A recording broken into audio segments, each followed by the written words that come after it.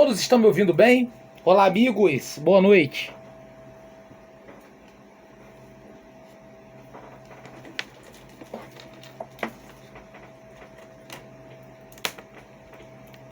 Que bom, né? Vamos começar então nossa aula bacana, fone novo. Aí, deixa eu jogar pra cá os fones. Fonezinho novo, vamos ver, vamos dar sequência a mais um dia de aula. Então que bom, tá? Isso. Aula Conhecimentos Pedagógicos. Iremos falar, então, se você está linkado para séries iniciais, você está linkado, certo? Certo. Beleza? Que a gente vai falar exatamente sobre conteúdo programático voltado para séries iniciais, ok?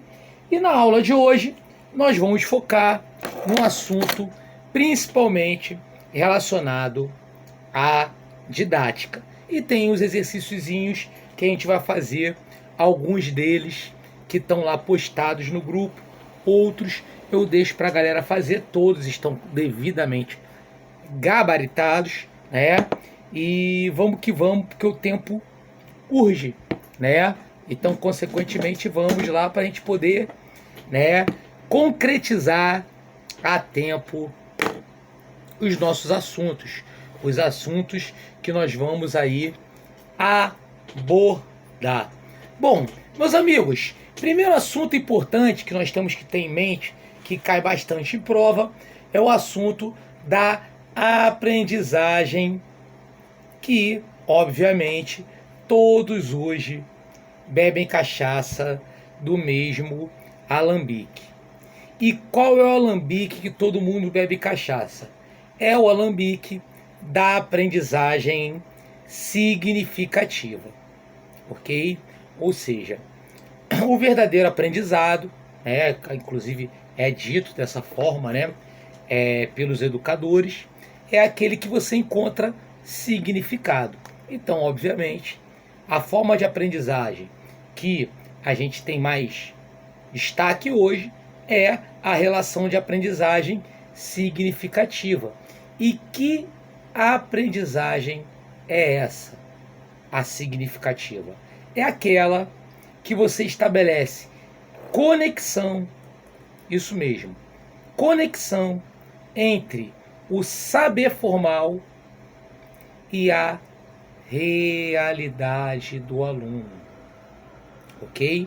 Então, consequentemente, a partir do momento que existe um nexo, que existe uma conexão entre aquele saber a ser ensinado, aquele saber a ser adquirido pelo aluno e aquele conhecimento prévio que o aluno tem, ok? Como David Alzubel fala, consequentemente, nós estamos o quê? Pregando, defendendo um aprendizado, uma aprendizagem significativa, que é bem diferente da relação mecânica. O que seria uma aprendizagem mecânica? A aprendizagem a qual muitos de nós tivemos no passado, né? Tivemos quando estudantes, né? Ou seja, nossa época aí de educação básica, né? Atualmente, mas na época a gente chamava de primeiro e segundo grau. Consequentemente, a gente tinha uma aprendizagem baseada na memorização. Um aprendizado baseado na repetição.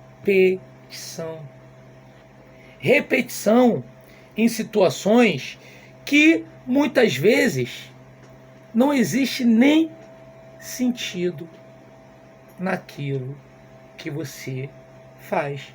Você não encontra sentido naquilo que você faz. A eficiência no ato de repetir, ou seja, aquele que consegue repetir mais em menos tempo e de forma mais precisa com o original, consequentemente, é aquele que tem uma maior eficiência nessa forma mecânica de aprendizado, tá? Que é aquele que se baseia na relação da memorização. Sim, né? É a situação que muitas vezes você não encontra nem sentido naquilo que faz, né? Se questiona muitas vezes aonde você vai encontrar utilidade, aonde você vai encontrar situações que a empregue aquilo ali na sua realidade, no seu dia a dia. Muitas vezes, com certeza, você se questionou em algumas disciplinas o porquê está estudando aquilo. Até porque era uma forma unicamente, meramente baseada numa memorização, sem sentido algum, tá? Bom, essa relação de aprendizagem, ela avança para o assunto das chamadas competências de aprendizagem. E a relação de competência de aprendizagem parte exatamente para a questão dos conteúdos. Conteúdos, competência de aprendizagem, como você vai ensinar, ok? Então, quando nós temos os chamados conteúdos atitudinais, conteúdos factuais, conteúdos conceituais, conteúdos procedimentais, né? O que corresponde ao conteúdo factual? Fato. E como todo e qualquer fato, um fato é uma verdade. E, obviamente, como os antigos falavam brilhantemente, contra fatos não há argumentos. Exatamente. E leve para o seu coração. Por quê? Porque fato significa que o conteúdo tem que ser, nesse caso, sim, memorizado. Não existe argumentação para a aprendizagem de um conteúdo factual. Exemplo, 1 mais 1 é igual a 2. Capital do Brasil, Brasília. Então, são convenções, são lógicas, né? Então, consequentemente, não se discute isso. Exatamente por conta disso, que um conteúdo factual é todo aquele conteúdo que se baseia numa verdade. Portanto, se baseia numa verdade, não há discussão, não há debate acerca dela. Ok? Beleza? Bom, conteúdo procedimental, que é um procedimento. O que é um procedimento? É tudo aquilo que é realizado por etapas, fases, estágios. Então, tudo isso que é realizado por etapas, fases, estágios, correspondem ao que nós chamamos de procedimento.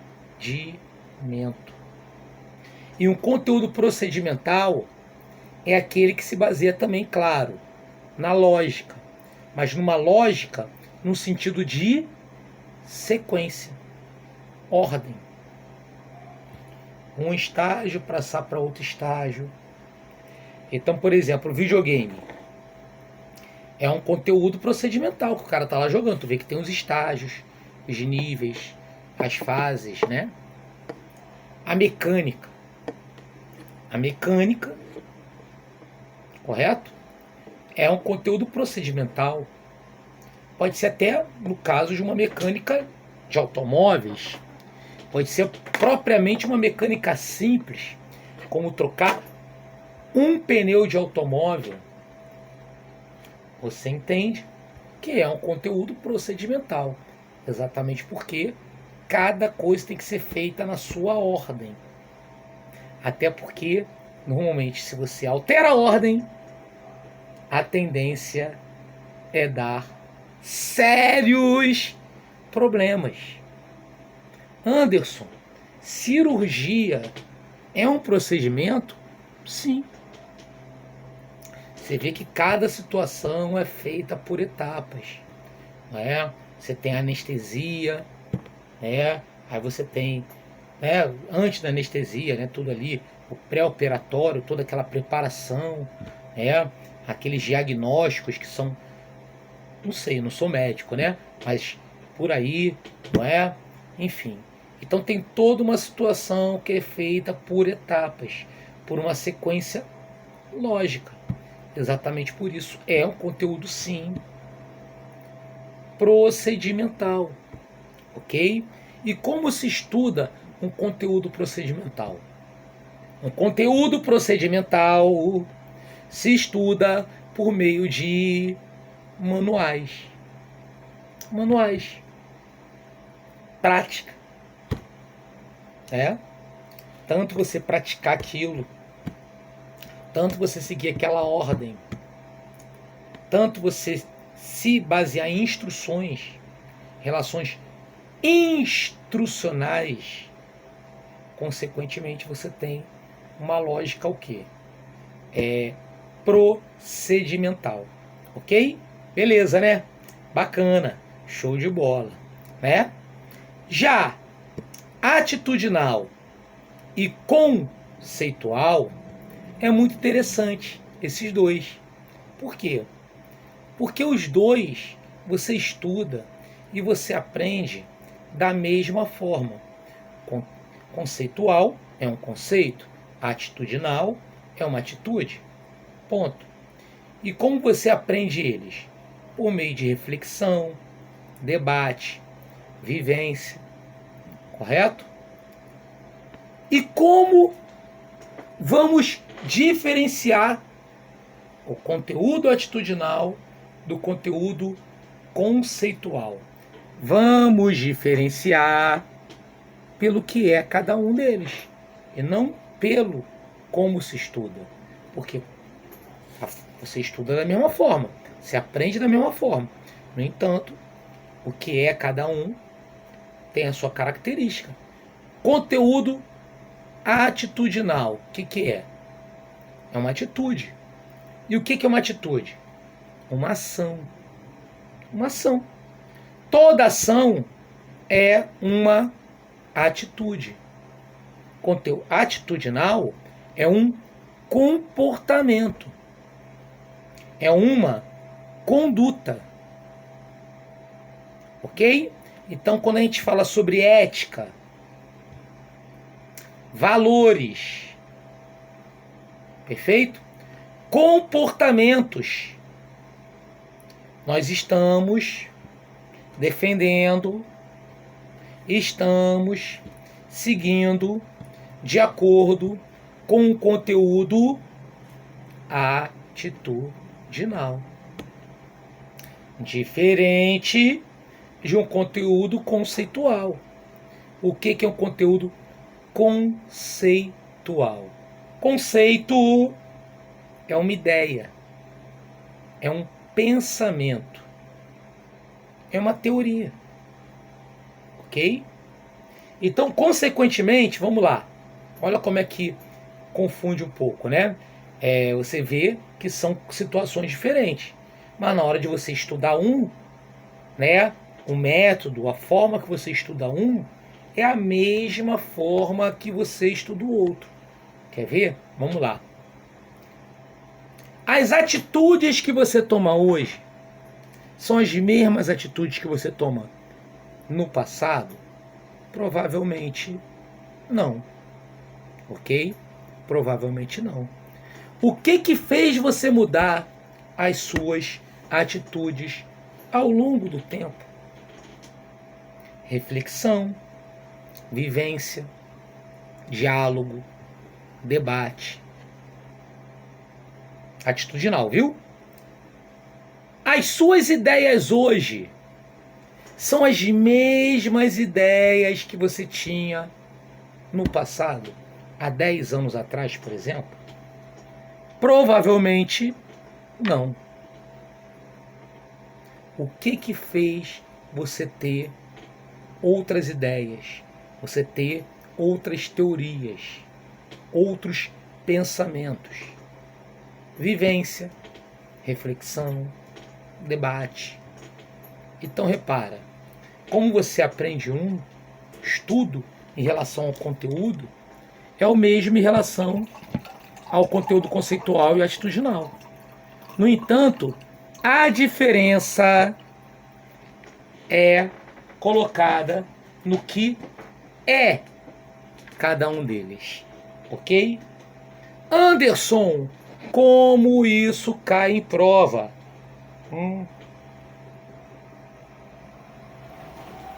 Bacana. Vou te falar como é que cai em prova. Ele vai contar uma historinha, né? Provavelmente a professora tal, nome fictício. E aí, trabalhando um tipo de conteúdo, e vai perguntar se é um conteúdo factual, procedimental, atitudinal, etc, etc, etc. Beleza? E aí você vai, virtualmente ali, matar a charada. Beleza? Bacana, né, gente? Maneiro. Características muito importantes. Outro ponto que vale a pena a gente falar nessa relação da aula de hoje, né, é o assunto disciplinaridade, principalmente a interdisciplinaridade. Bom, meus amigos, o que ocorre? Ocorre o seguinte,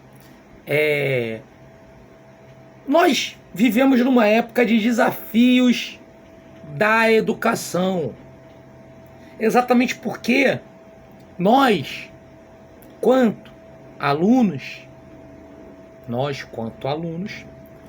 aprendemos de forma fragmentada. Eu lembro que muitas vezes eu questionava um professor meu e a resposta que eu tinha desse professor era: isso não me interessa, porque isso não é a minha matéria. Enfim. E hoje, paradoxalmente falando, o que nos é cobrado é um ensinamento cada vez mais integrado. Ok? E exatamente por conta disso, por conta dessa relação da integração dos conteúdos, nós temos a relação da multi, pluri, inter e transdisciplinaridade. Ok? O que nós temos como multidisciplinaridade? Multidisciplinaridade é aquela onde nós temos um tema, mas cada disciplina trabalha aquele tema de forma separada. Então, se existe alguma forma de integração aí, na multidisciplinaridade, é apenas pelo tema. Então vamos imaginar, né, o tema sociedade, tema meio ambiente. Tema meio ambiente, ótimo, ótimo tema. Matemática vai trabalhar meio ambiente, né, fazendo cálculos ali da evolução do desmatamento, né? Língua portuguesa vai trabalhar meio ambiente com textos que ressaltam, né? Poetas que ressaltaram a questão ambiental. Geografia vai trabalhar meio ambiente nos problemas ambientais, nos impactos ambientais. Repara um detalhe: a única coisa que une é o tema. Por quê? Exatamente por conta do conteúdo ser tratado de forma separada. Como Zeca Pagodinho costuma dizer, é o famoso cada um na sua onda, cada um na sua prancha. Isso seria uma atividade multidisciplinar. Anderson, na minha escola, a escola colocou uma feira que era exatamente assim. Mas a escola chamou de feira interdisciplinar. Erro conceitual. Erro de conceito. Entendeu? Erro de conceito. Na verdade, deveria ser um nome feira multidisciplinar. Porque é uma multidisciplinaridade. Tá? E o que vem a ser uma pluridisciplinaridade? Uma existe uma cooperação entre as disciplinas. Ou seja, as disciplinas trabalham, sim, de forma separadas. No entanto, existe uma cooperação entre elas. Como é dada essa cooperação? Pode ser dada de várias formas. A principal é, num dado momento do desenvolvimento de uma pesquisa, o aluno pedir informação a uma outra disciplina, ou uma referência a uma outra disciplina. Repara o detalhe. Na maior parte do tempo, as disciplinas trabalham de forma separada. No entanto, por um instante ou outro, existe uma breve integração no sentido de quê? De uma cooperação. Não passa disso. Uma cooperação. Então, a partir daí, nós temos uma atividade, uma proposta pluridisciplinar. Nós temos também a chamada interdisciplinaridade, que é a mais famosa. A interdisciplinaridade é exatamente quando as disciplinas trabalham juntas. Então, obviamente, uma disciplina se junta com a outra, né? Não existe um número mínimo nem máximo. Claro, se você está juntando uma outra, obviamente, você sabe que são duas disciplinas, não é? Seria a proposta mínima, vamos dizer assim, né? Se uma disciplina integra a outra, já é interdisciplinaridade. Não é pelo número de disciplinas, e sim pela característica entre elas. Ou seja, a atividade está integrada. É uma atividade que duas ou mais disciplinas estão trabalhando juntas. Então legal. Nesse caso, estamos com uma proposta interdisciplinar. Ok? Porque interdisciplinaridade é quando as disciplinas trabalham juntas. Ok? Legal? Bacana, né? Que coisa maneira. Outra característica de grande importância que temos que ressaltar é o ponto relacionado à transdisciplinaridade. Professor Anderson, multi trabalha separada, pluri existe uma cooperação, inter trabalham, o próprio nome já diz, integradas. E a trans? A atividade transdisciplinar, é toda aquela que a atividade as disciplinas estão tão integradas, mas tão integradas, que não há uma percepção no sentido de separação entre elas. Ou seja, você vê tudo como uma atividade única, sem perceber aonde começa uma disciplina e termina outra disciplina.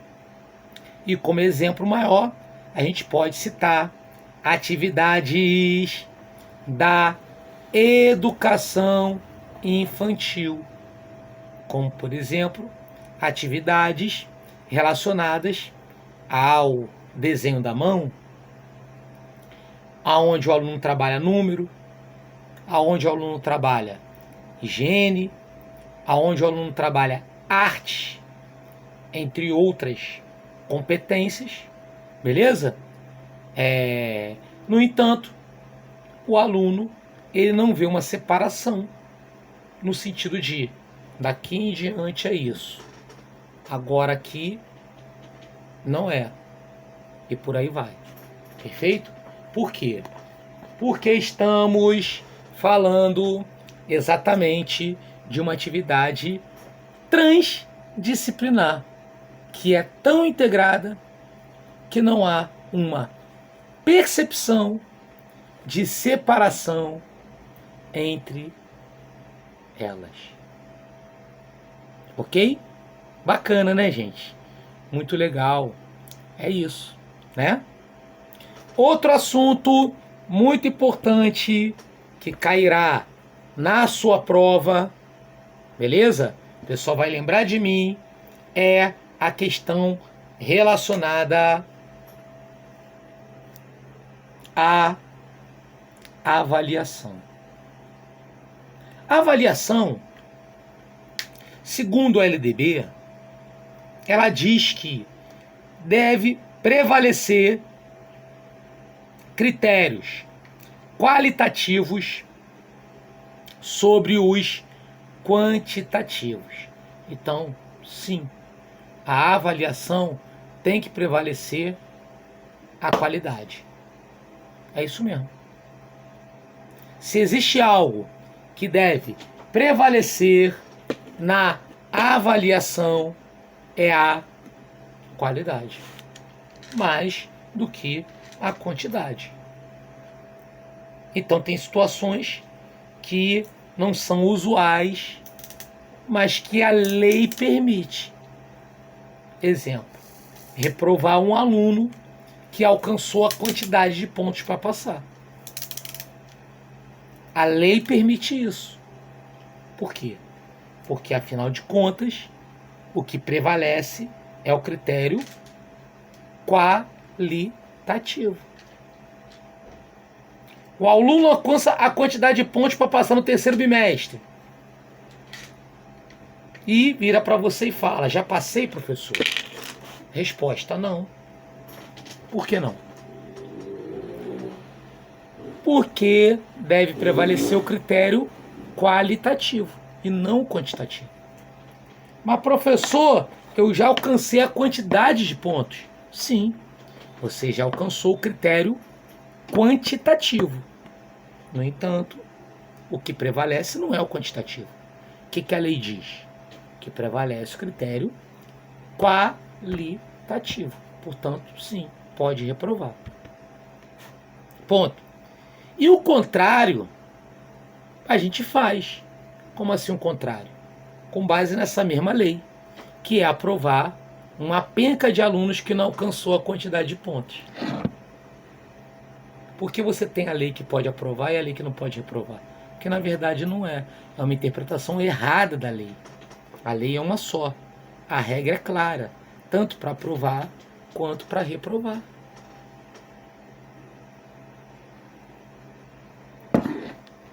Ok? Tranquilo? Então são características muito importantes relacionadas a toda essa questão, tá? E o que a gente observa e aponta, né, em termos de avaliação, que existem várias formas de avaliar. E o ato de avaliar tem que ser levado em consideração como o ato de avaliar a si mesmo. Por quê? Porque no passado, não muito distante, professor bom era sinônimo de professor que reprova. Correto? Que era o rigoroso. Né? O professor inflexível. E as ideias e as percepções sobre educação, no aspecto de avaliação, mudaram. Por quê? Porque a avaliação ela tem 2 pontos fundamentais. E quais são os 2 pontos fundamentais? Primeiro, a avaliação é sempre necessária. Todo ato educativo deve haver avaliação. Professor Anderson Dionísio, existe uma avaliação na educação infantil? Sim. O que não existe é retenção. A avaliação existe. Não tem retenção. Ok? Porque é uma avaliação baseada em observação e registro.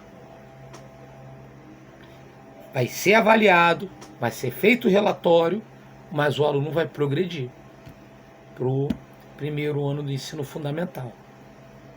Ok? Legal? Mas a avaliação, ela não tem que ter esse caráter punitivo. Ela tem que ser um caráter principalmente direcional ao docente, ao trabalho do docente. Ok? Então, no aspecto de avaliação, deve ser uma avaliação direcional voltada ao quê? No aspecto direcional para o docente, ou seja, dá luz ao trabalho do docente. Exatamente por isso que a avaliação ela pode ser uma avaliação diagnóstica, uma avaliação formativa e uma avaliação somativa. O que seria uma avaliação diagnóstica? A avaliação diagnóstica é toda avaliação preliminar. Ou seja, toda aquela avaliação voltada para iniciar um trabalho é uma avaliação diagnóstica. Então, lançar um olhar sobre o aluno, como os autores falam. Pensamento da avaliação diagnóstica tem que ser levado em conta parecido com o diagnóstico médico. Não é? O que é um diagnóstico médico? O que seria uma medicina diagnóstica? É justamente aquela que vão fazer exames. E a partir dos exames, você vai ter um diagnóstico para saber qual problema você tem. Nesse pensamento, existe a avaliação educacional diagnóstica, que é uma avaliação que é lançar um olhar sobre o aluno para entender o quê? Suas dificuldades, seus anseios, suas potencialidades, sim, suas capacidades. E ela é vista e entendida como uma avaliação preliminar. Exatamente por isso, ela tem um caráter fundamental, que é o quê? Ser uma avaliação de curta duração. Ok? Uma avaliação de curta duração. Consequentemente, mesmo pensa, por quê? Porque ela é para iniciar um trabalho. É o mesmo pensamento no diagnóstico médico. Se um médico demorar a diagnosticar uma doença, o paciente morre. Correto? Como a avaliação diagnóstica tem um caráter de diagnosticar para iniciar um trabalho, poxa, você tem que iniciar um trabalho, né?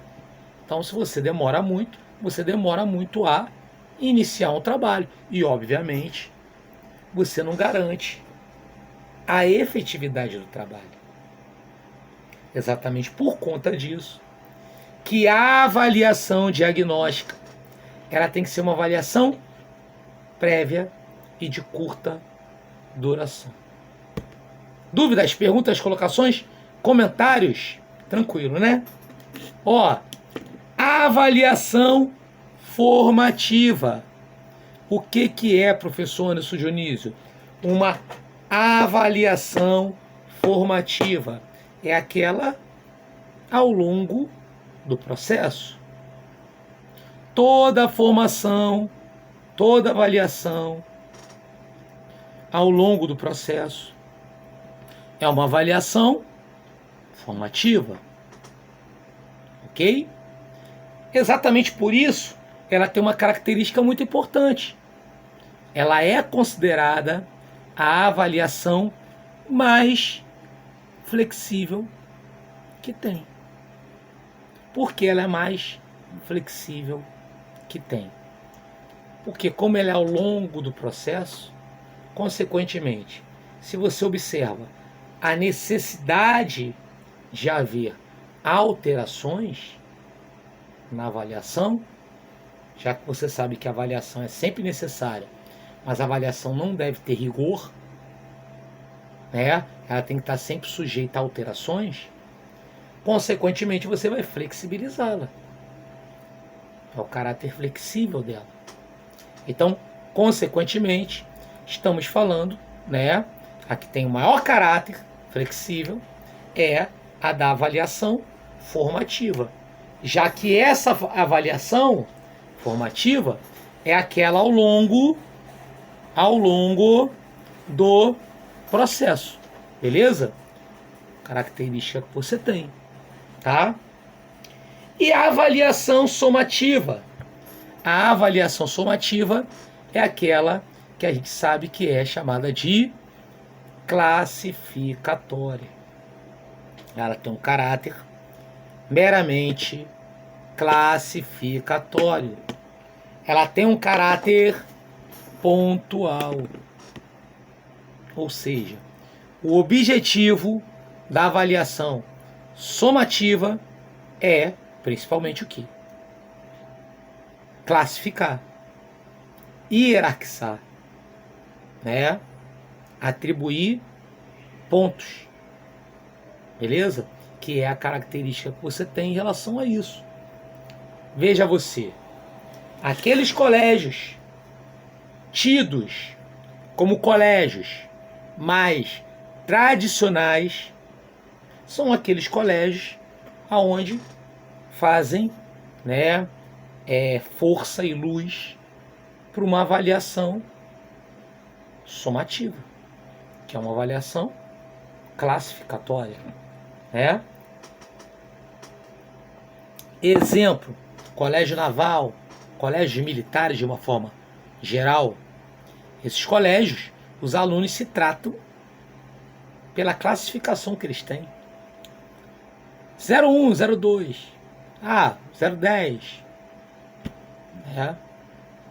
Enfim, então uma tratativa que classificatória, que é a relação que você tem de grande destaque, né, em assuntos importantes para a aula de hoje. Alguma dúvida? Pergunta? Colocação? Comentário, meus amigos? Bate-papos? Até aqui, tudo, ó, ok, bacana, delicinha, show de bola, né? Muito legal. Então, vamos ver agora algumas questõezinhas. Vamos lá, né? Vamos agora correr para algumas questões, não é? Algumas que a gente pode, né, deleitar. Beleza?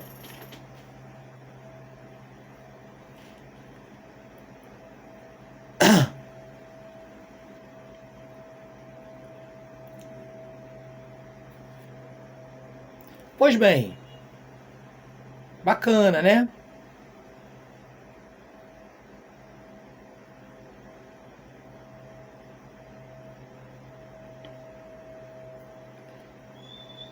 Opa.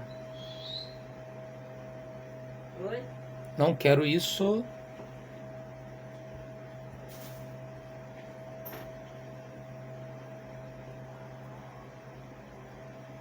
Ah, quero isso. Os exercícios. Repara, eu passei uma listagem de exercícios, deixa eu ver quantos tem aqui. 25 questões, né? Então a gente tem algumas questões aqui, né? Que a gente vai fazê-las, né? Bacana. Tem uma que está sem gabarito, já estou até anotando aqui exatamente o que essa a gente vai fazer, para que ela não fique sem gabarito. Todas as outras aqui estão com gabarito, né? Aí estou aqui fazendo aqui uma pequena anotação, só para verificar as que estão devidamente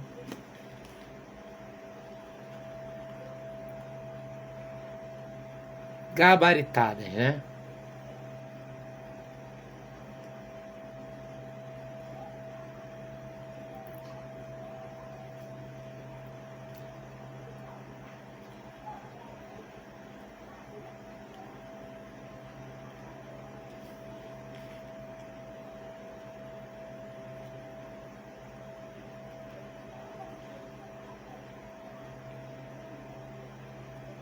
Bom, vamos lá. Parece que uma que está sem gabarito aí é exatamente a número 5. Ótimo. Vamos então de primeira nela.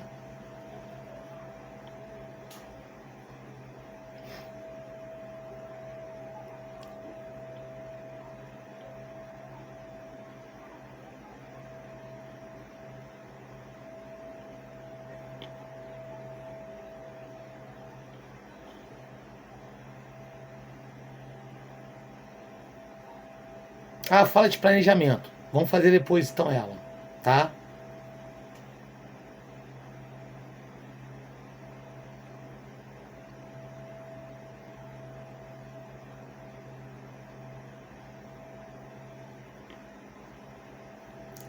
Vamos lá. Mas já vou te dar o gabarito da 5 para não ficar sem resposta, tá, gente? Beleza?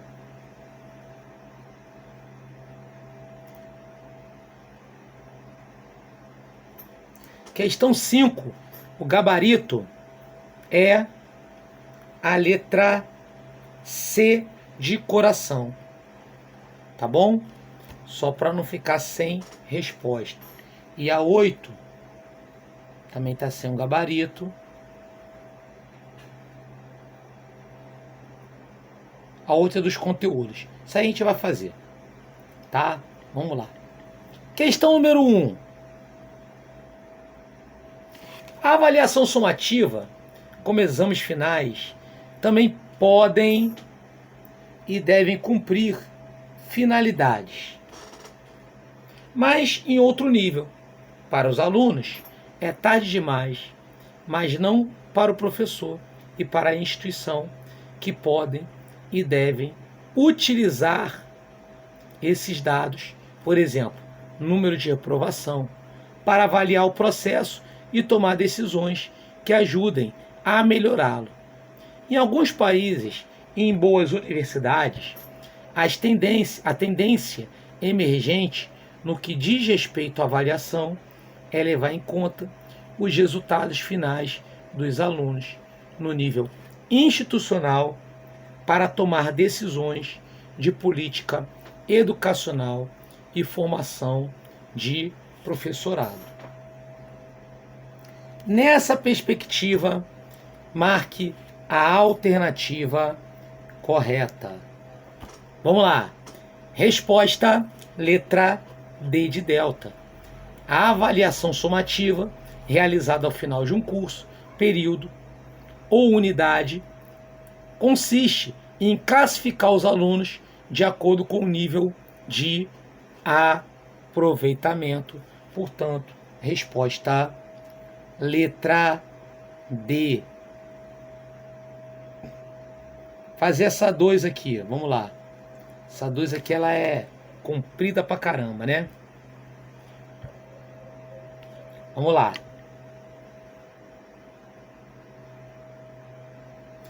Verdadeiro ou falso? Interdisciplinaridade implica a existência de um conjunto de disciplinas interligadas e com relações definidas, que evitam desenvolver as suas atividades de forma isolada, dispersa, fracionada, sendo, portanto, um processo dinâmico que procura solucionar diversos problemas de investigação. Verdadeiro. A transdisciplinaridade compreende o conhecimento adquirido de uma forma plural, várias áreas, sendo, portanto, uma corrente do pensamento mais aberta e que busca dar uma resposta ao método tradicional de divisão de disciplinas, se opondo, claro, a ele. Verdadeiro. A transversalidade e a interdisciplinaridade são modos de se trabalhar o conhecimento, que buscam a reintegração de aspectos que ficaram isolados uns dos outros pelo tratamento disciplinar. Com isso, busca-se conseguir uma visão mais ampla e adequada da realidade, que tantas vezes aparece fragmentada por meio de que dispomos para conhecê-la e não porque seja fragmentada em si mesmo. Verdadeiro. A interdisciplinaridade questiona-se a segmentação dos diferentes campos de conhecimento. Buscam, por isso, os possíveis pontos de convergência entre as áreas e a sua abordagem conjunta, propiciando uma relação epistemológica entre as disciplinas, com ela aproximando-nos com mais propriedade dos fenômenos naturais e sociais, e não normalmente complexos e irredutíveis ao conhecimento obtido. Verdadeiro. Resposta certa de fato é a letra A de amor. Tudo verdadeiro. Ok? Vamos pular então a 2, vamos pular a 3, a 4, a 5.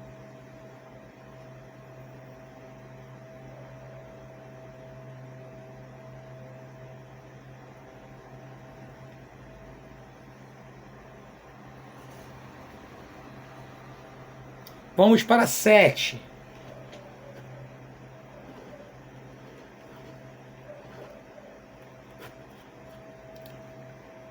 Marque a alternativa com enunciado inadequado para conceber o sentido de transversalidade e interdisciplinaridade. Então, atenção, gente.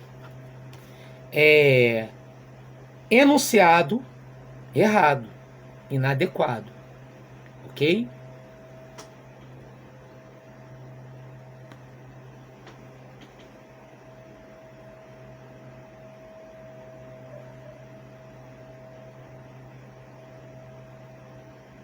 Bom, letra A correta. Numa relação transdisciplinar, a escola deve ter o quê? Um enfoque mais amplo, né?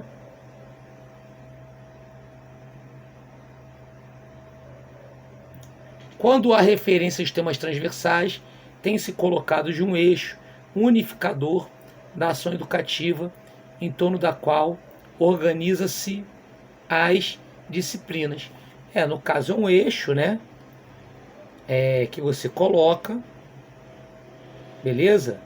E as disciplinas se organizam, se flexibilizam, né? Numa relação transdisciplinar.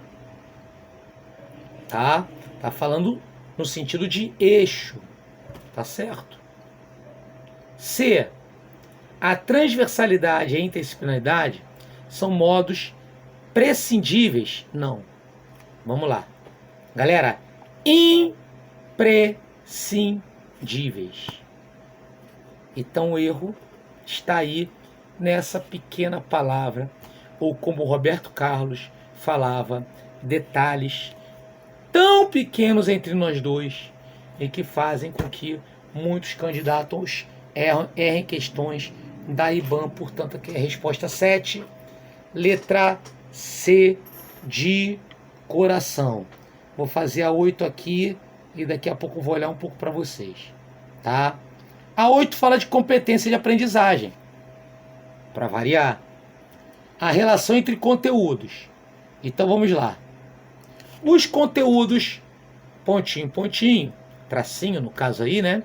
Envolvem a participação ativa do aluno na experimentação, no exercício de habilidades, na ação individual e conjunta, tomada de decisão, definição de estratégia sobre um fazer, ou seja, relação no fazer. Pô, tem mais a ver com procedimental, mas como a gente estamos calçando aqui a sandália da humildade, vamos ver as outras situações aqui. 2. Os conteúdos pontinho, pontinho podem ser pensados como transversais ao conteúdo programático. Podemos trabalhar valores, norma, né? Aí, ó, a partir dela, trabalhar esses aspectos e contribuir para um desenvolvimento de um ser humano ético, responsável. Opa, esse, sem dúvida, é atitudinal. Olha a ética, olha o comportamento, olha a conduta, não é? Os conteúdos, tracinho, tracinho, envolvem principalmente competências cognitivas, competências do intelecto, da inteligência, como a abstração, observação, imaginação. Sem sombra de dúvida, esse 3 aí é conceitual, correto? Portanto,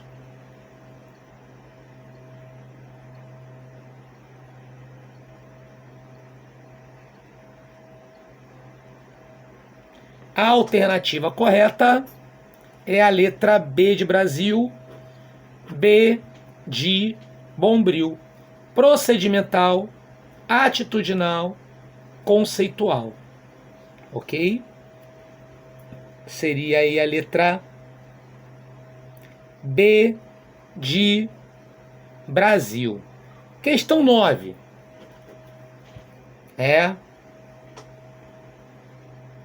Segundo Zabala, medir com precisão o tamanho de um objeto, desenhar, ler um mapa, realizar a medição do crescimento de uma planta,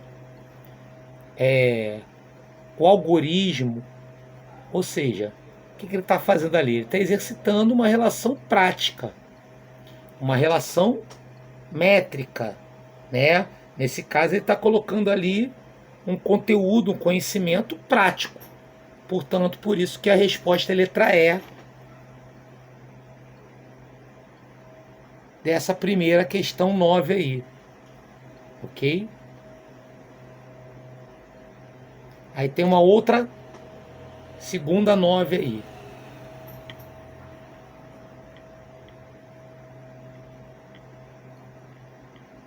Que eu vou fazer essa também com vocês. Longa, mas vamos fazer. A avaliação como processo de classificação está limitada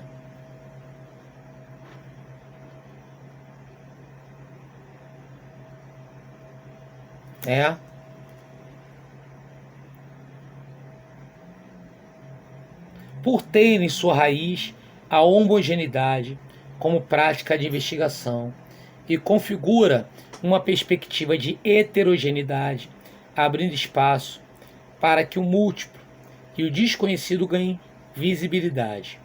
O erro passa a representar um indício, entre muitos outros, num processo de construção do conhecimento Maria Esteban. Imagina uma situação de sala de aula, onde o estudante erra constantemente as operações de multiplicação. Embora ele se esforce, não consegue realizá-las de forma adequada. Partindo dos princípios propostos pela autora de realizar a avaliação como prática de investigação e postura do professor mais coerente com tais princípios será o quê? Não é? Em relação ao autor, seria o quê?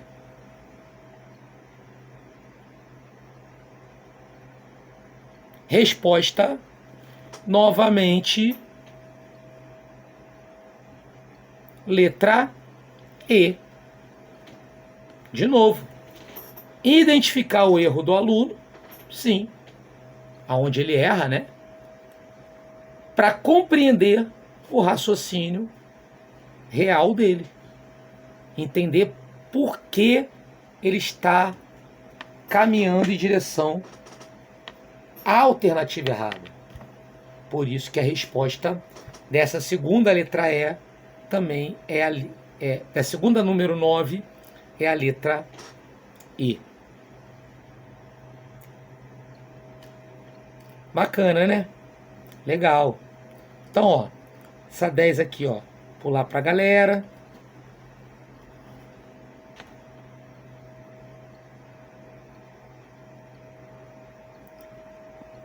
Essa 11 aí a gente vai fazer.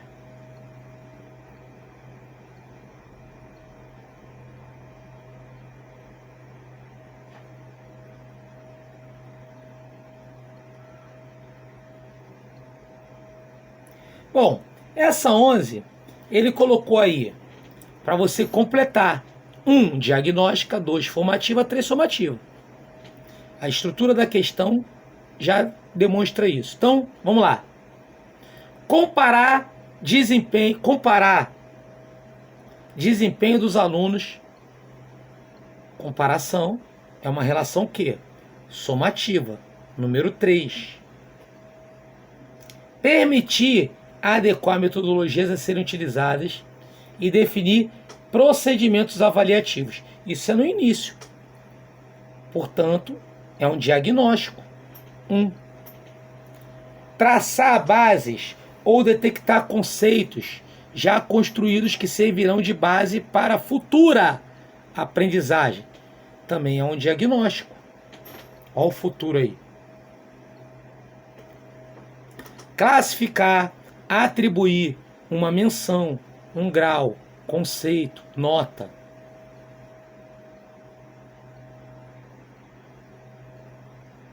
Classificar, aí é somativo.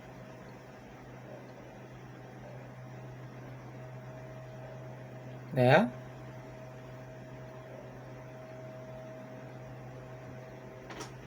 Verificar o ritmo de estilo de aprendizagem do aluno. Aí, essa verificação corresponde ao quê?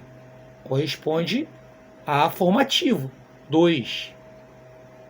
Enfatizar conteúdos e objetos mais importantes, oportunizando, né, a obtenção de maior sucesso escolar.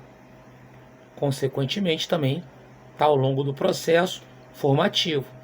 Então, ficou aí, segundo as minhas anotações, né? 3, 1, 1, 3, 2, 2, letra D, delta. Ok? Característica aí, interessantíssimo. Né? Que a gente está colocando aí. Beleza? Vamos pular algumas alternativas, algumas questões, né? 12. Zema 11, né?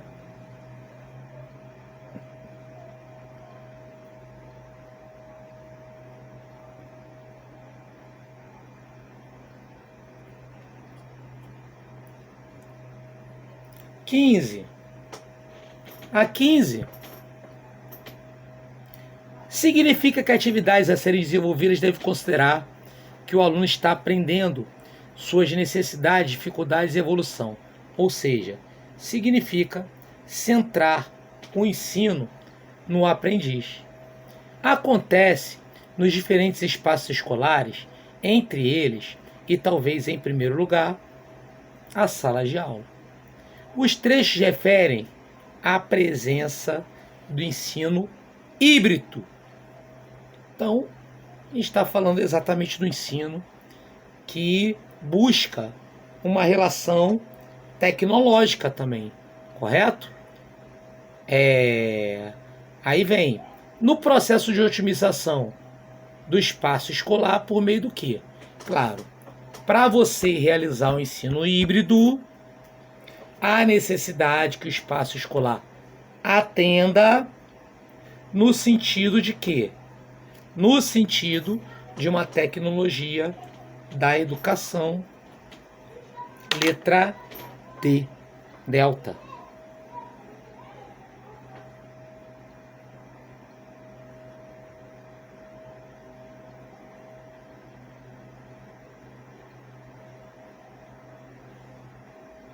Vamos pular mais algumas aqui. Aqui as finais falam de planejamento.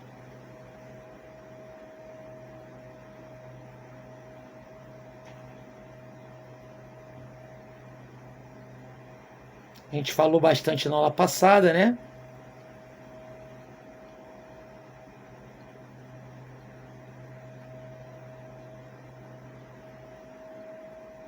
As alternativas finais falam sobre planejamento. Sem problema, tá? Bom, vamos lá.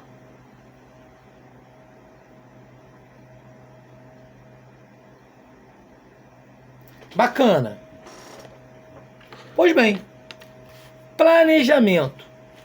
Planejamento, gente, ele serve para evitar improvisos. Prever ações. Exatamente por conta disso que o planejamento ele é sempre necessário, porém ele deve ter um caráter também flexível. Planejamento não deve ter rigor, não deve ser rigoroso, deve ter uma relação flexível, ou seja, sempre sujeita à alteração. E a gente está falando do planejamento escolar, do plano de aula, do plano de curso, não importa qual é o planejamento. E obviamente o planejamento escolar ele tem etapas. E qual seria a primeira etapa do planejamento? Exatamente um diagnóstico. Sim. É você exatamente lançar um olhar sobre o aluno, entender suas demandas, correto? Para que você tenha a segunda etapa, que são as definições dos objetivos, que é aonde você quer chegar. A terceira etapa do planejamento, nós estamos falando exatamente do conteúdo, ou seja, seleção dos conteúdos. Quarta e quinta etapa, estamos falando das estratégias e dos recursos que serão utilizados. E, por fim, mas não significa necessariamente o final pronto e acabou, nós teremos a avaliação para saber se alcançamos os objetivos almejados. Porque não é o final, porque se não atingiu o objetivo, você pode ter o quê? Um replanejamento e voltar para estágio inicial ali, compreendendo ali a sequência dos fatos que são questões demonstradas e que a gente vai ver aqui nesse livreto para a galera, beleza?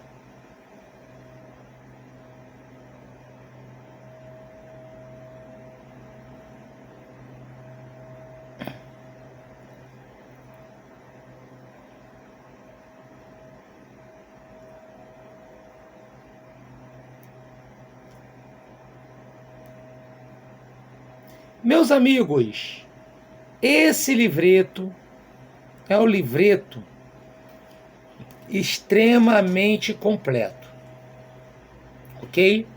Então, é basicamente para você pegar, você vê, ó, ele abre com tendências pedagógicas, divide em tendências liberais, tendência, favorável ao sistema capitalista. Tá lá, tradicional, renovadora progressivista, renovadora não diretiva, também conhecida como escola nova, tecnicista. Tendências já progressistas, mudança social, todas elas querem mudança social. Temos a libertadora de Paulo Freire, a libertária Celestine Freinet e a crítica social dos conteúdos. Está aí para a galera, o pessoal que imprimir, obviamente, pode fazer as anotações, não é? E aí, falando da teoria de outras teorias de aprendizagem, explicando, né, a relação de Piaget, Vygotsky, né? Então Piaget tem aí os estágios do desenvolvimento cognitivo. Tá lá, sensório motor, pré-operatório, operatório concreto, operatório formal. Características de cada um deles, né? Bem bacana aí pra galera dar uma lida, se deleitar, né? Pessoal também que vai fazer orientação educacional, pedagógica, aí sim, cair dentro mesmo, que vai te servir bastante aí, ó. E vai, ó, falando de behaviorismo, né, que é o comportamentalismo, tá lá, ó, condicionamento operante ali de Walter Skinner, né, respostas positivas para estímulos positivos, respostas negativas para estímulos negativos, não é? Famosa palmatória, né? Teorias do currículo, falamos na aula passada, né? Tipos de currículo, coisas inúteis que aprendi na escola, não é? Por quê? Porque obviamente eu não estava falando de uma relação de aprendizagem significativa, em sim de uma aprendizagem mecânica, não é? Baseada necessariamente na relação conteudística e não na relação da importância, né?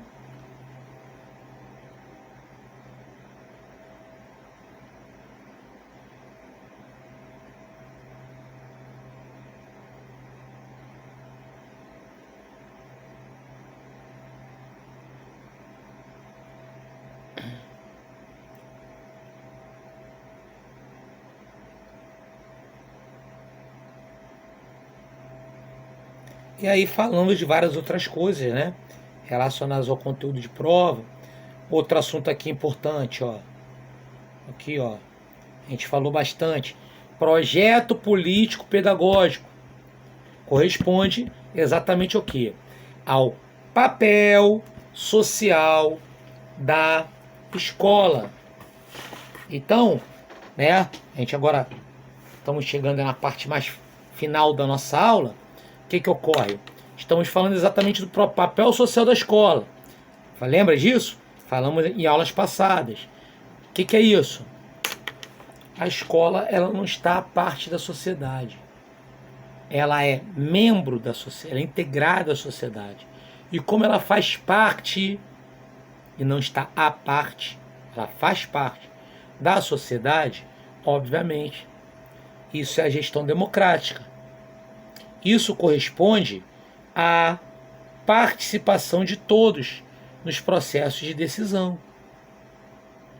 Olha os marcos referenciais aqui. Igualdade de condições de acesso e permanência na escola. Qualidade, né? Qualidade estendida a todos. Não pode ser um privilégio. Não é? Gestão democrática. Ou seja, gestão participativa. Liberdade. Liberdade de ideia, pensamento, autonomia. Né? Valorização do profissional do magistério. Correto? Característica que nós temos. E está aí a charge que demonstra um pouco disso, da questão democrática. Está aí, né, um cidadão que não fazia parte nem da escola, mas é membro da sociedade, mora na comunidade local onde está a escola, e eles estão convidando ele lá, chamando ele para fazer parte lá do projeto político-pedagógico da escola. Por quê? Porque é democracia. E democracia implica na participação de todos. Aí fala mais um pouquinho de gestão democrática. Ó, te ensinei certinho aqui, ó. Competência, habilidade, saber fazer, conhecimento, saber, atitude, querer fazer, comportar, né? Então, ó, conteúdo factual, conceitual, procedimental, atitudinal. Conteúdos factuais, repetição, até porque é memorização. Conceitual tem a ver com experiência, mas experiência no sentido de vida, né? Porque são ideias que você tem. Procedimento, aplicações práticas. Atitudes, questões afetivas, emocionais ou, de uma forma geral, comportamental, né?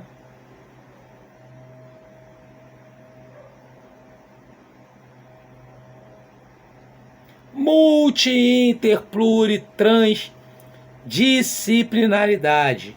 Olha como é que é multi. Disciplinas trabalham separadas. Tá? Olha como é que é a pluri. Estão separadas. Mas existe o quê? Uma perdão, cooperação entre as disciplinas. Olha como é que é a interdisciplinaridade. Estão integradas. Setinha para tudo quanto é lado. Beleza?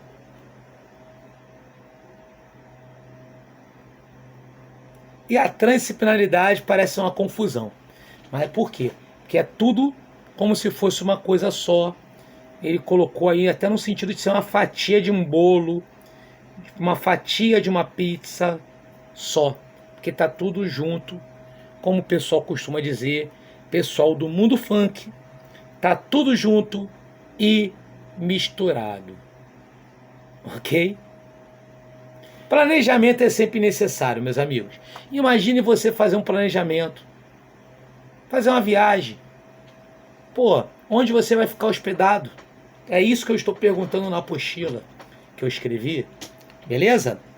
A probabilidade de dar errado é muito maior do que de dar certo. Exatamente por isso que o planejamento ele é sempre necessário, porém ele atende um caráter também sempre flexível, sujeito a alterações. Até por conta disso, a gente está falando aí junto com o quê? Com avaliação, replanejamento. Olha a avaliação. Olha o diagnóstico, que é a avaliação preliminar. Olha a formativa, que é aquela ao longo do processo. Olha a somativa, que é classificatória. Anderson, que seria uma avaliação mediadora? Mediadora tem a ver com o pensamento de Vygotsky, né? Ou Jussara Hoffmann. Corresponde ao quê? Toda forma de avaliação que se baseia no diálogo. A avaliação mediadora, ela pode ser uma avaliação formativa? Sim, normalmente ela é as duas coisas. Pode ser as duas coisas. Sim. Ela não tem que deixar de ser uma para ser outra. Ok?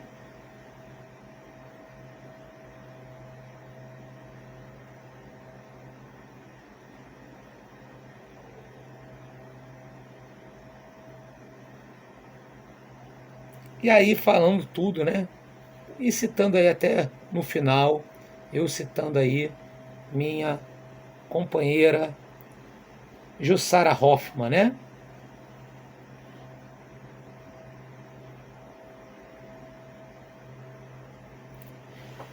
Dúvidas, perguntas, colocações, comentários, bate-papo, gente.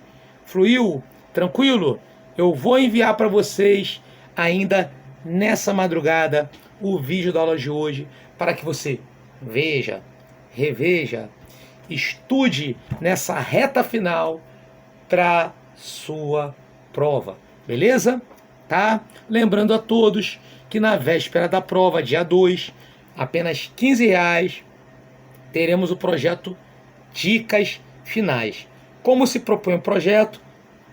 É dar dica, tá? Do que efetivamente vai cair na prova, ou seja, tem aquele assunto que é certo, batata de cair na prova. E a gente vai, claro, que a gente está falando durante o curso, mas ele se dilui junto com outros conteúdos, mas lá não, a gente vai falar só esse. Fala assim, ó, meu irmão, ó, isso vai cair, isso vai cair, isso vai cair, com certeza. Então, tipo assim, é um percentual de acerto enorme. E é tipo aquela aula de chegar no canto da orelha, na véspera da aula, da prova, e falar o bizu. É aquele bizu, ó, que vai cair, ó, vai cair isso, isso, isso. E no dia seguinte tu vai para a prova e vai arrebentar lá. Beleza? Meus amigos, foi um grande prazer estar com vocês. Beijo do professor Anderson. Até o próximo encontro. E ó, veja e reveja essa aula. Estará postada para vocês ainda hoje. Tchau, tchau, gente. Beijão.